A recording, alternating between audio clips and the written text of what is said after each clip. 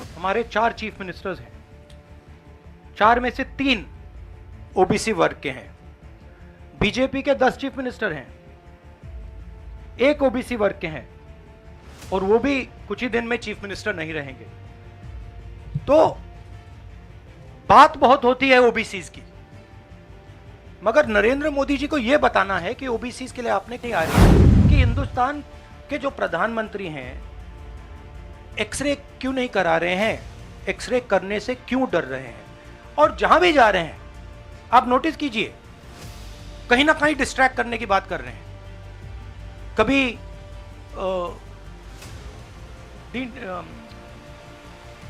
Delimitation की बात कर रहे हैं, कभी कुछ और बात कर रहे हैं, कभी साउथ इंडिया की बात कर रहे हैं, मगर एक भाषण में नरेंद्र मोदी जी ने यह नहीं कहा कि देखिए जो राहुल गांधी ने कहा है 90 अफसर जो हिंदुस्तान को चलाते हैं उसमें से 3 लोग सिर्फ ओबीसी वर्ग के। सेंसस होगा और हिंदुस्तान के गरीबों की जो हिस्सेदारी बनती है वो उनको मिलेगी, और वो काम कांग्रेस करके।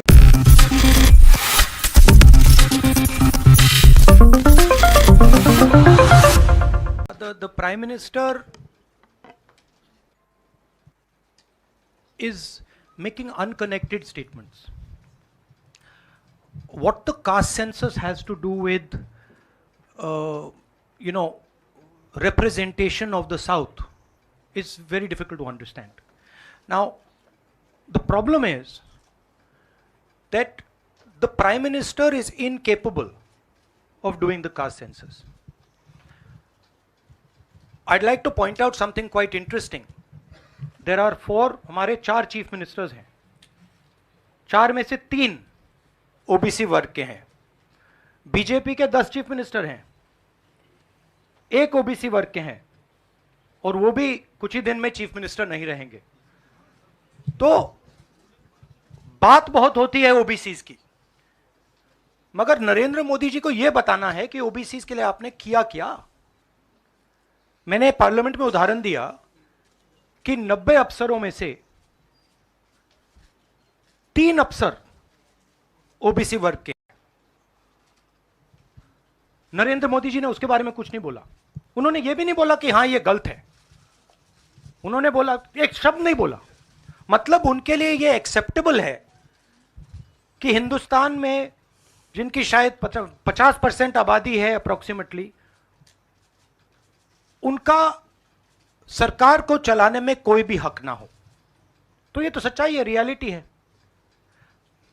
प्राइम मिनिस्टर सीधा कह दें कि हम कास्ट सेंसस का डेटा रिलीज कर देंगे, प्राइम मिनिस्टर सीधा कह दें कि अगला सेंसस कास्ट बेसिस पे होगा, वो कह ही नहीं सकते, क्योंकि प्राइम मिनिस्टर सचमुच में ओबीसी वर्ग के लिए काम नहीं करते हैं। प्राइम मिनिस्टर का काम ओबीसी वर्ग को डिस्ट्रैक्ट करने का, ओबीसी वर्ग के ध्यान को इधर उधर करने का है। जो सच्चाई है कि ओबीसी वर्ग, दलित वर्ग, आदिवासी वर्ग को कितनी भागीदारी मिल रही है, उससे डिस्ट्रैक्ट करने का पूरा सिस्टम बना रखा है आरएसएस ने और नरेंद्र मोदी जी ने। और नरेंद्र मोदी जी उनके मेन इंस्ट्रूमेंट है, मतलब सेंट्रल औजार हैं। उनका यही काम है कि भैया ओबीसी की भागीदारी ना हो, ध्यान इधर उधर जाता जाए। संजय, राहुल जी, प्राइम मिनिस्टर और बीजेपी का एलिगेशन है कि कांग्रेस कास्ट सेंसस को इसलिए ला रही है, लाके वो हिंदू कम्युनिटी के अंदर डिवीज़न पैदा करना चाह रही है। और ये राजस्थान में उन्होंने रैली में ये बात कही कि ये कास्ट सेंसस का मतलब कांग्रेस का एडवोकेसी का, राहुल गांधी का एडवोकेसी का यही लक्ष्य है। हमारा लक्ष्य, जैसे मैंने कहा, हमारा लक्ष्य है कि एक्सरे होना चाहिए। किसी को चोट लगती है, अस्पताल में पहला काम होता है भैया देखिए एक्सरे कराते हैं, पता लगाते हैं क्या है, सच्चाई क्या है। हमें लग रहा है कि हिंदुस्तान में जो भागीदारी ओबीसीज की होनी चाहिए, दलितों को होनी चाहिए, आदिवासियों की होनी चाहिए, हमें लगता है कि वो उनको नहीं मिल रही है। सस्पिशन है। अब हम सिर्फ ये कर रहे हैं कि हम एक्सरे कराना चाह रहे हैं, देखना चाह रहे हैं कि क्या ये सच्चाई है इसमें या नहीं। नरेंद्र मोदी एक्सरे कराने से क्यों डर रहे हैं? इसमें लोगों को बांटने की बात नहीं है, इसमें जो हक लोगों का है उनको देने की बात है। अब मुझे यह बात समझ नहीं आ रही कि हिंदुस्तान के जो प्रधानमंत्री हैं एक्सरे क्यों नहीं करा रहे हैं, एक्सरे करने से क्यों डर रहे हैं, और जहां भी जा रहे हैं आप नोटिस कीजिए कहीं ना कहीं डिस्ट्रैक्ट करने की बात कर रहे हैं। कभी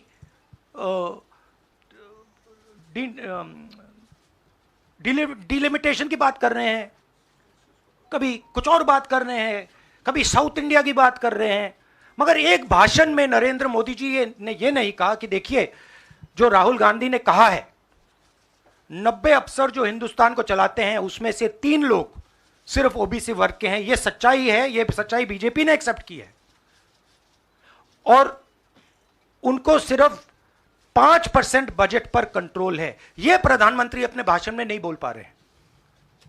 क्यों? क्योंकि उनका लक्ष्य कुछ और है, उनका लक्ष्य डिस्ट्रैक्शन का है, और आप देखना डिस्ट्रैक्शन करने के बहुत और तरीके निकालेंगे आने वाले समय में। एक के बाद एक डिस्ट्रैक्शन करने के तरीके दिखेंगे आपको।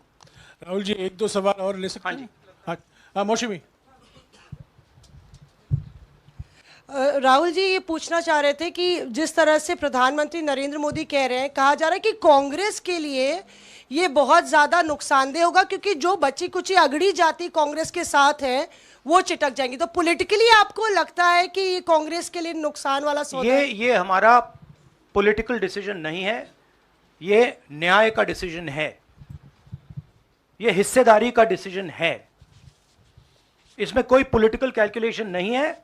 हम हिंदुस्तान का जो मैस है, जो 50, 60, 70, 80% हिंदुस्तान की जो आबादी है उसकी हिस्सेदारी की बात कर रहे हैं, और वो हिस्सेदारी देकर ही हम रहेंगे।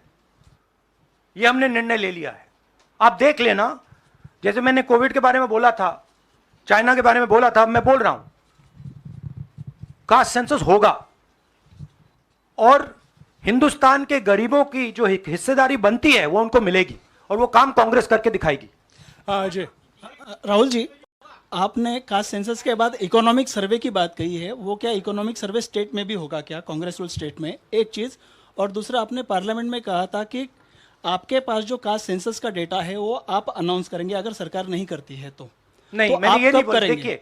देखिए हमारे पास कास्ट सेंसस का डेटा नहीं है, क्योंकि कास्ट सेंसस का डेटा हिंदुस्तान की सरकार के पास है। तो ये मैंने कभी नहीं बोला है। मैंने ये बोला कि हिंदुस्तान की सरकार के पास कास्ट सेंसस का डेटा है, हिंदुस्तान की सरकार को उस डेटा को रिलीज कर देना चाहिए, और अगर हिंदुस्तान की सरकार उस डेटा को नहीं रिलीज करेगी तो जब हमारी सरकार आएगी पहले दिन हम उस डेटा को रिलीज कर देंगे। हाँ रवि। सवाल आपने जो इकोनॉमिक सर्वे की बात की है, देखिए सवाल क्या है। सवाल यह है, पहला सवाल जो कास्ट सेंसस से क्लियर हो जाएगा, इस देश में कितनी आबादी किसकी है, ओबीसी की कितनी है, दलितों की कितनी है, आदिवासियों की कितनी है, बाकी लोगों की कितनी है, पहला सवाल। दूसरा सवाल, देश का जो धन है, देश के जो एसेट्स हैं, क्या वो इन लोगों के हाथ में भी हैं या नहीं? देश के एसेट्स में ओबीसी की कितनी हिस्सेदारी है, दलितों की कितनी हिस्सेदारी है, आदिवासियों की कितनी हिस्सेदारी है, देश के इंस्टीट्यूशंस में आदिवासी कितने, ओबीसी कितने, दलित कितने? मैं आपसे पूछ लेता हूं, इस कमरे में दलित कितने हैं? देखिए, ये मजा देखिए, इस कमरे में ओबीसी कितने हैं? हाथ उठा के दिखा दीजिए, देखिए मजा। नहीं, वो आप कैमरामैन है भैया, आपकी बात नहीं कर रहा हूं मैं, इनकी बात कर रहा हूं। तो यह सवाल है, हिंदुस्तान के इंस्टीट्यूशंस में ओबीसी कितने, दलित कितने, आदिवासी कितने? यह सवाल हम पूछ रहे हैं। इंस्टीट्यूशंस के बारे में पूछ रहे हैं, धन के बारे में पूछ रहे हैं, एसेट्स के बारे में पूछ रहे हैं, और आबादी के बारे में पूछ रहे हैं। राहुल जी इधर, रवि। राहुल जी इधर, राहुल जी इधर, राहुल जी इधर, राहुल जी राहुल जी, मेरा सवाल आपने कहा कि प्रधानमंत्री बार बार डिस्ट्रैक्ट करने की कोशिश करेंगे, उसी से जुड़ा सवाल है। क्योंकि प्रधानमंत्री बार बार ये कह रहे हैं कि आप विदेशी ताकतों से मिले हुए हैं और आप देश को तोड़ना चाहते हैं, ये प्रधानमंत्री आरोप लगा रहे हैं। इस पे क्या कहेंगे आप? मतलब इसका क्या कनेक्शन है? हम कह रहे हैं कि जो इस देश के गरीब लोग हैं उनकी हिस्सेदारी कितनी है, वो हैं कितने, हम ये सवाल पूछ रहे हैं। कनेक्शन क्या है? ये वही बात है डिस्ट्रैक्ट करने का कि भैया उधर देखो, इधर देखो, उधर देखो। जैसे मैंने अभी आपसे पूछा इस कमरे में ओबीसी कितने हैं, सब लोग इधर उधर देख रहे थे, एक भी हाथ नहीं दिखा मुझे। एक है, हाँ भैया मेन ये है, ये मेन है। यहां पे ना एक आदिवासी है, ना एक दलित है, ना एक ओबीसी है, तो सवाल उठता है। अब मैं ये नहीं कह रहा हूं, नहीं मैं ये नहीं कह रहा हूं, सवाल पूछना जरूरी है, मैं सिर्फ सवाल पूछ रहा हूं। उसके बाद डेटा के बाद क्या किया जाएगा उसके बारे में हमने अभी डिस्कशन नहीं किया, मगर हम एक ऐतिहासिक सवाल पूछ रहे हैं।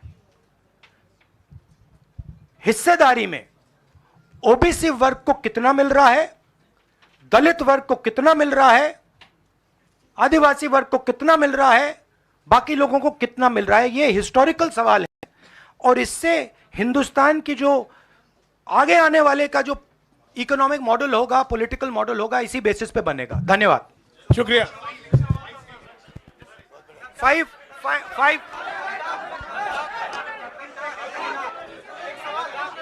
भैया एक सेकंड देखिए, 5 जहां पे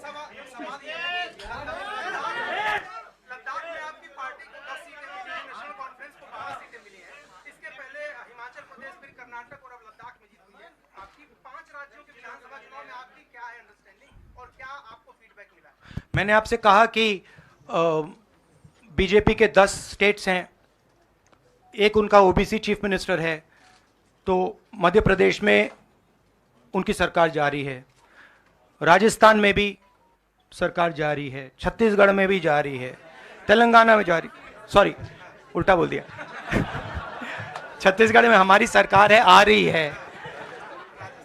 आपने कंफ्यूज कर दिया मुझे। राजस्थान में आ रही है, छत्तीसगढ़ में आ रही है, मध्य प्रदेश में जा रही है, तेलंगाना में उनकी जा रही है, हमारी आ रही है।